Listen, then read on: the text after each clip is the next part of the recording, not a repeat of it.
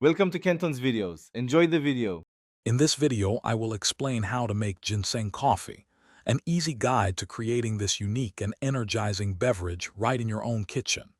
Many people enjoy ginseng coffee for its distinct taste and the sustained energy it provides, often without the nervous spikes associated with regular coffee. It's a fantastic way to start your day or enjoy an afternoon pick-me-up.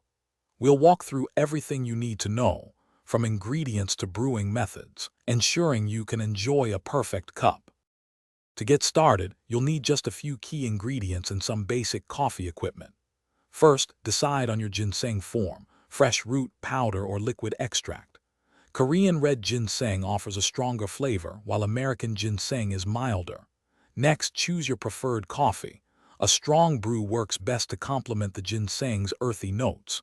Finally, have your brewing method ready, whether it's a drip coffee maker, a French press, or an espresso machine. You might also want sweeteners or milk.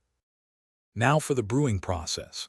If using ginseng root, you can grind it with your coffee beans, about 2 grams per cup. For powder or extract, brew your coffee first.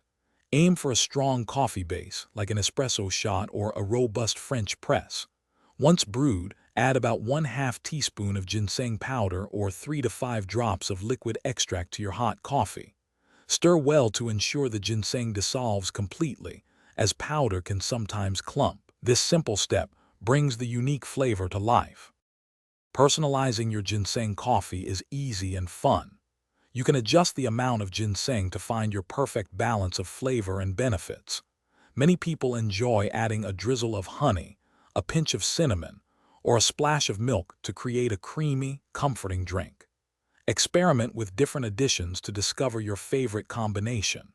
And for more great deals, including a link to the Echo Dot smart speaker, be sure to check out the description below. Enjoy your delicious, custom-made ginseng coffee.